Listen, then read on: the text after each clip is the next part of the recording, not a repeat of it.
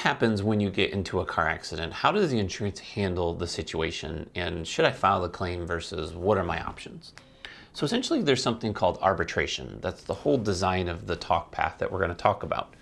When you sign a policy, look at the 50-page agreement that you have. You can read through it or throw it into ChatGPT or something, let it explain it to you. And it's confusing. And that's one of the reasons that in the legal standpoint, insurance is seen as the lesser of the winning cases. What that means is essentially if there was a legal battle, the insurance or the courts lean towards you more than they do the insurance company because it's an uneven exchange. You're purchasing a policy that's a take it or leave it option. Now that's a benefit to you because now if something happens, most likely the court's going to lean in your favor. But what that does is that allows the insurance in that contract when you sign it, it gives them the rights to arbitration. It could be your best friend, it could be your cousin, it could be some random person that you know. If you have a car accident and they pay your insurance, especially in states like Michigan where it's a no-fault state. You go fix your car, they go fix their car, and nobody talks to each other, right? They just figure it out on their own. That doesn't mean that the insurance companies aren't going to go after the party that was at fault. So if you're the not at fault party, your insurance will sue or go after the at fault party. Shouldn't have anything to do with you. That's why it's a no fault state. You don't worry about it. But if you want to know the back end of it, there are states that we're talking about that aren't that way, that are fault states to where it's like how much percent were I at fault versus the other person. I might be 80% at fault or 20% at fault and they might be 80. So my insurance is going to pay 20, their insurance is going to pay 80. That's where it starts to matter and make a difference of the scenarios that are happening. In these cases, let's say for example, I am in Michigan, we'll just use that because it's easiest, and I do get an accident. The arbitration allows insurance companies to go back after that party. Even like I said, if it's your best friend and you don't want it to happen, it doesn't matter. It's not your call because they're paying for that policy. You're paying them for the insurance. They're paying the damage of the claim.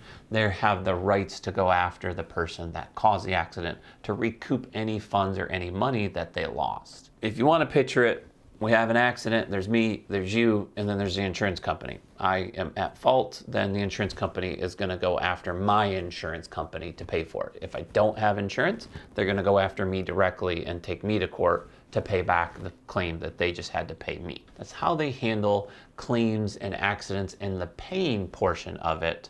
Now there's a whole nother world as far as should we file the claim or shouldn't we file the claim. So if you're in states like Texas, and I think Ohio might even do this, actually half of the states do this. So if you're in an at-fault state to where even if you're not at fault, there are states that count those against your insurance. Not necessarily the insurance company that made that. I get that that's frustrating, but the state has designed it that way that if you have any claim because the insurance company had a loss, they're losing income or losing money, they can have you pay a percentage of that back in the premium. But when you have not at fault accidents, those do affect you. A lot of the other states are the no fault states to where they don't want that to count against you. So if you're not at fault in an accident, they can't raise your rates because of that.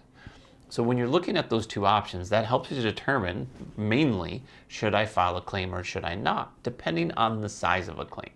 The size of the claim matters as well because if it's over $500 in almost every state I've ever researched, is you have to call the police anyways. You don't necessarily have to file a claim, and it makes sense in every scenario to call the police, but you don't necessarily have to move forward with anything like that if both parties are fine, if there's no injuries, and you both agree that it's just let's move forward without this.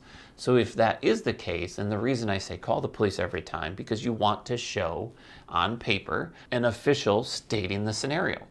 X person stopped too fast, B person hit the other person. It's clear, or at least mostly clear, who caused the accident. So-and-so couldn't stop fast enough. Then usually that's the person at fault. And if you don't do that, if you don't get that police report that states that, whether you file a claim or not, that other person could pick up the phone and just say, so-and-so just hit me, I need to file a claim, and they go after your insurance. Most of the time, a lot of people don't realize that. So if you get into a fender bender, be careful because you want to have some sort of proof if it wasn't your fault, that it wasn't your fault if you're not going to file a claim. Going back to whether you should file or not, that's a whole nother video. I've got a video that actually goes into detail. If the deductible that you have, you usually pay a portion of the claim. Most of the time it's 500, some people do 1,000, and some people do all the way down to 0. Look at the amount of damage that you have. Determine whether you're in a at fault or not at fault state. You can Google it, it'll tell you. And if you're in an at fault state and the claim is close to what your deductible is, imagine a 10 to 15% increase. Now, if it's not your fault and you're in one of those states that does count those against you, it's probably closer to the 10%. They don't hit you as heavy in those states because it's leaning towards like, okay, we get it, it's not your fault. It's still a cost on our end. There's going to be a part of that that you're going to have to pay for, whatever the case is.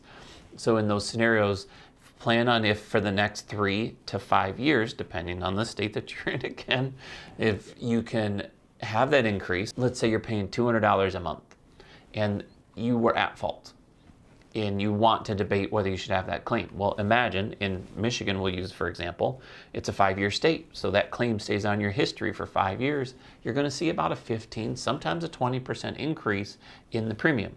So 15 times $200 a month was $30 a month, $360 a year for 5 years, which is 3, 6, 9, 12, 1,500 plus. You're looking at almost $2,500 increased over 5 years. So it's not going to just come out of your pocket today versus a $500 or $800 claim minus your deductible. That's where you gotta choose whether it's worth it for you or not to file a claim.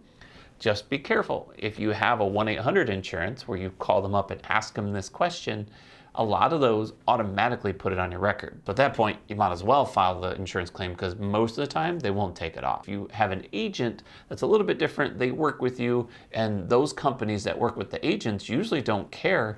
Most of them are like, yeah, if you're not gonna file a claim, we're not gonna rate it against you. That's fine, that's part of our deal with you.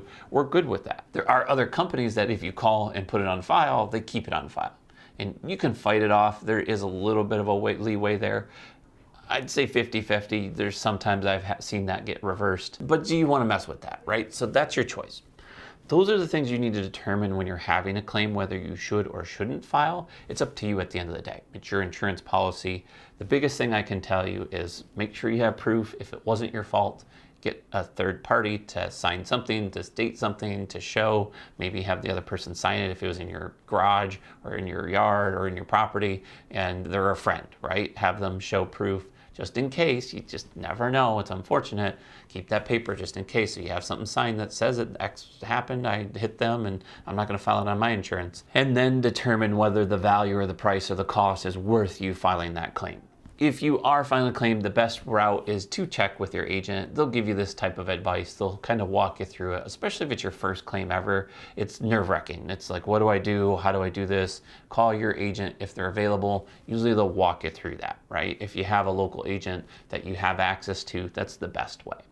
If you are shopping around for a new agent, I'll put a link in the description below where you can do a quote with either our company or local companies that work with different states. I'm Mark with Think Insurance. I'll see you in the next one.